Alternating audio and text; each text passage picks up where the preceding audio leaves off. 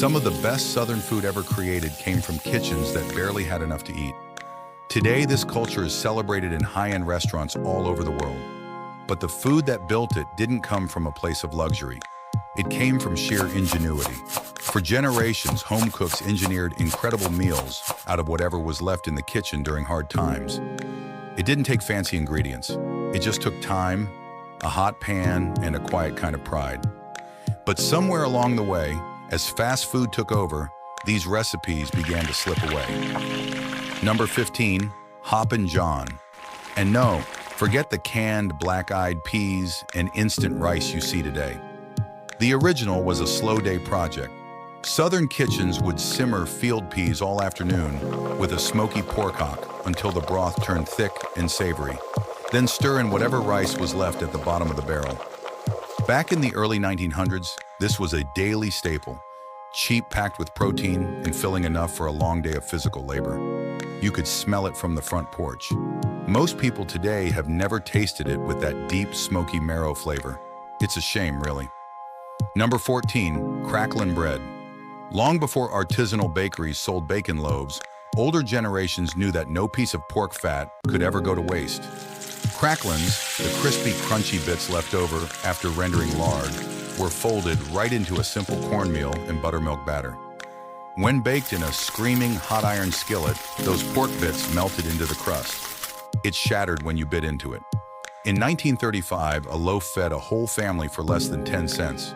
And honestly, everybody fought over those crispy corner pieces.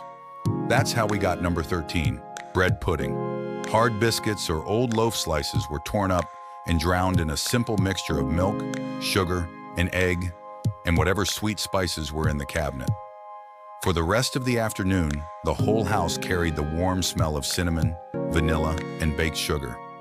It was baked until it turned into a rich, dense custard, and somehow it always disappeared fast.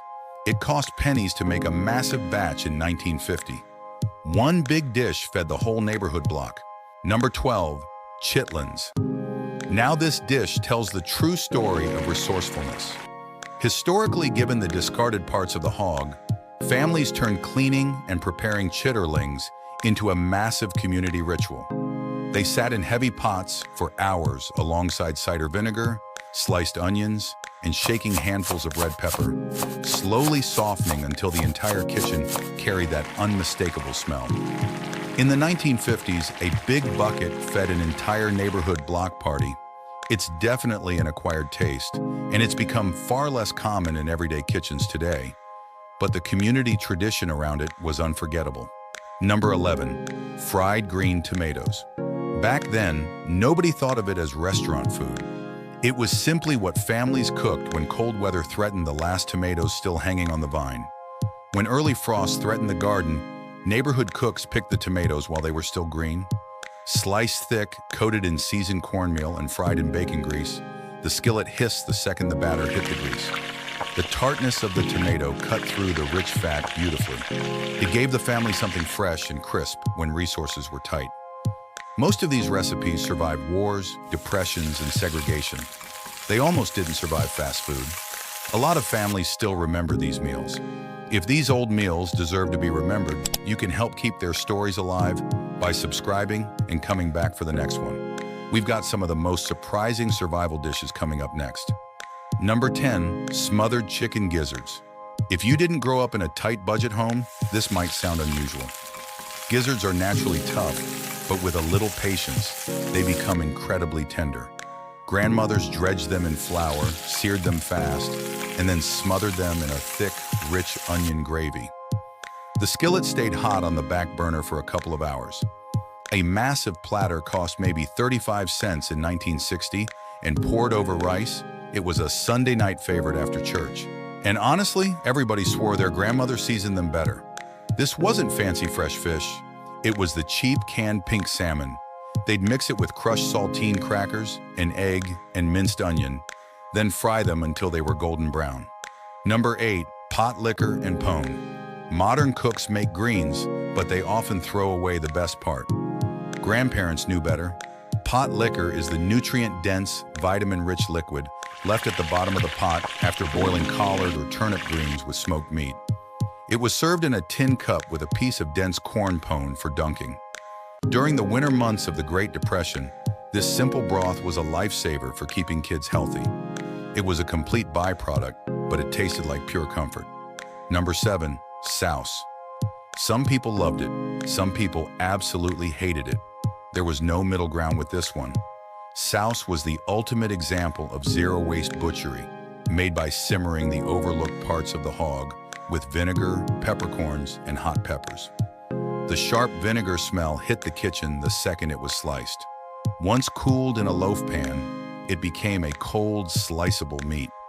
During the mid-20th century, it gave working men a high-protein lunch that wouldn't spoil in a lunch pail, long before everyone had a refrigerator at work.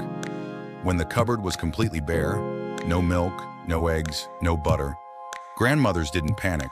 They just poured boiling water directly over cornmeal and a pinch of salt. You could hear the crackle from across the kitchen when the batter hit the hot grease. The boiling water made the edges fry into an intricate, paper-thin, crispy web that looked like lacing.